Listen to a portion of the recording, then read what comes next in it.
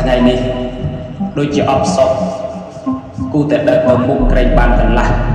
ហើយក៏ប្រលិះអាប្រភេទឆ្កែដានកុំអុយក្អៀងក្អាងព្រោះគីដេញផ្ដាស់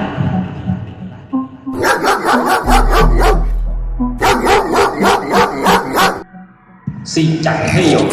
ណែអាប្រភេទឆ្កែដាងកុំចង់បូកឯងក្អាងប្រយ័ត្នអញចាប់មុខកាងដូចងិនកុំចង់ធ្វើជាអ្នកក្រិនមុខព្រោះអញទាំងព្រឹកប្រយ័ត្នតែអញត្រឹមមិនបានចាប់បោះចូលទៅក្នុងទឹកហើយយកពីទឹកទុកក្រិនដូចឆ្នាំងឯងគាត់អង្គីខ្លាំងខ្លាចតែគីមានយកបើគីមានយកអញយកឯងទៅជាដូចច្រាសថ្ងៃក្រោយអុយចេះសុភាពកុំអុយព្រោះដូចឆ្កែ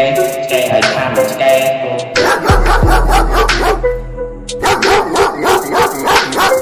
ជីអប្រភេទឆ្កែដាងអាហែនដើរអេងអាងរោរឿងតែគីការងារមិនគិតខំធ្វើទេដើររោរឿងតែគីដើរគីអយឯងប៉ុនបានជាខំព្រោះម្លេះមើលទៅអានេះដូចចេះស្គីសំចេះតែព្រោះគីព្រោះអញអឹងមួយបានហើយឈប់ទៅគុំខំប្រើពីទូពីវេលាលេខមើលថែជំងឺប្រយ័ត្នតែឈឺធ្ងន់រត់ទៅរោបន់ស្រត់អយអ្នកតាជួយអ្នកតាប្រាប់ថាជួយមិនបានលើជីវិតត្រូវទៅហើយចាំជាតិក្រោយទៅណែអានាង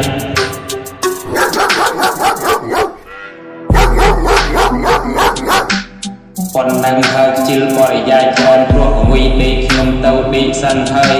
ខ្ញុំក្រពីទីបើកភ្នែកខ្ញុំចូលបន្ទប់ទឹកចាញ់មកវិញបោកអោអោដាំបាយលាងចានហាត់ប្រាណអានសៀវទៅហើយងូតទឹករួចហើយរៀបចំខ្លួនប្រាណទៅធ្វើការពេលល្ងាចត្រឡប់មកផ្ទះវិញតាមធម្មតាពេលល្ងាចមកបាយសូត្រធម៌ស្ដាប់ធម៌អានសៀវទៅធម្មតាខ្ញុំ